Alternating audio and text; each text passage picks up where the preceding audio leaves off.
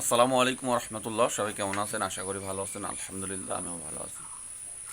তো আমরা আজকে গরুকে কৃমিনাশক ট্যাবলেট দিলাম। তো আমরা একটা গরুকে বর্তমান ট্যাবলেট দিলাম হলো 2টা করে। 2টা বলতে এই একটা ওষুধের ভিতরে 2টার পাওয়ার থাকে। এটা হলো আপনার ডবল ডিক্স, এই জন্য একটা করে দিলেই হয়। তো আমাদের ছোট ছোট গরুর জন্য আমরা কিন্তু এই ওষুধটা একটা করে দিছি। এবং কৃমি নাশক এই বোলাস দেওয়ার আগে আপনারা কি করবেন এবং পরে কি কি করবেন এই ভিডিওতে ইনশাল্লাহ আপনাদের দেখাবো এবং জানাবো ইনশাল্লাহ।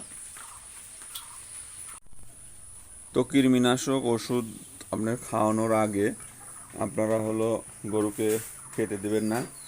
খালি পেটে অবশ্যই কৃমির ওষুধ খাওয়ালে ভালো হবে।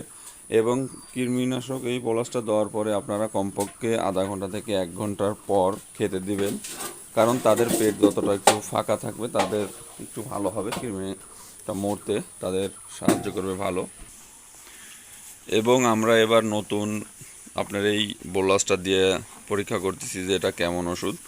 তো আমাদের একটা ডাক্তার এই ওষুধটা এবার দিয়েছে যে এটা ভালো ওষুধ, দেখা যাক ইনশাল্লাহ কেমন কাজ করে। এবং আপনারা কিন্তু গরুকে যে বোতলে খাওয়ানো, এটা কিন্তু একটা রিস্কের ব্যাপার। অবশ্যই খাদ্যের সাথে খাওয়াবেন, তাহলে ভালো হবে। হালকা ভুসি টুসির মধ্যে দিয়ে আপনারা খাওয়ালে ভালো হবে। তো একটা গরুকে আপনার ডবল ডিক্সেরটা একটা দিলেই হয়ে যাবে এইসব ছোটো গরুর জন্য। বড় গরুর জন্য এগুলো 2টা কি আড়াইটা করে দিলেই আপনার হয়। তো কমপক্ষে আমরা আধা ঘন্টা কি 1 ঘন্টা পরে আবারও খাইতে দিছি গরুকে। এবং সকালবেলা গরুকে খালি পেটে কৃমিনাশক কিন্তু এই ট্যাবলেটটা খাওয়ালে আপনাদের গরুর কৃমিটা মরবে ভালো।